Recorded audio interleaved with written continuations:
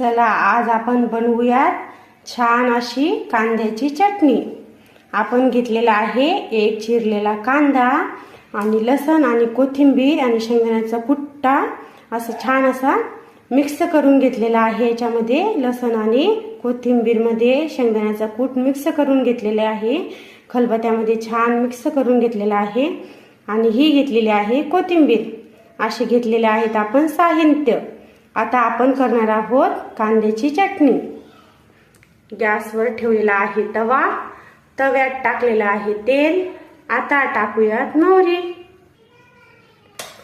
मोहरी आणि जिरे घेऊयात टाकून।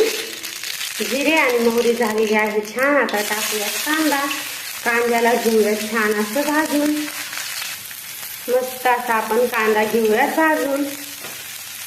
कांदा छान लाल रंग येईपर्यंत भाजूयात, म्हणजे कांद्याची चटणी चवीला छान लागते। छान असा आपला कांदा भाजत आहे।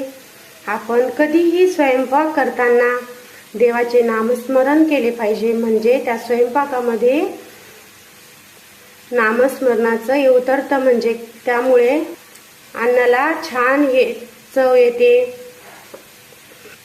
छान असा कांदा आपला भाजत आहे। कांदा असा आपला भाजलेला आहे। आता आपण त्याच्यामध्ये टाकूयात चटणी।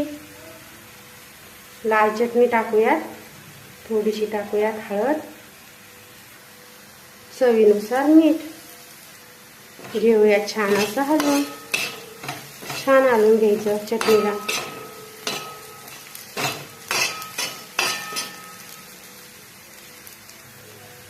घेऊयात टाकून शेंगदाण्याचा कूट।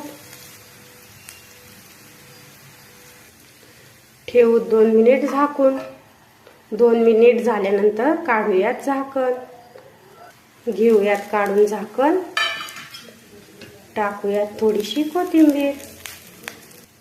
अशा पद्धतीने झालेली आहे आपली कांद्याची चटणी तयार।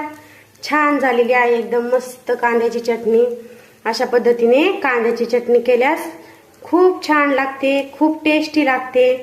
एक वेळ नक्की करून बघा। भाकरी सोबत तर कांद्याची चटणी एकदम भन्नाट लागते। अशा पद्धतीने कांद्याची चटणी केल्यास खूप छान टेस्ट येते त्याला। एक वेळ नक्की करून बघा। लाईक करा, सबस्क्राईब करा।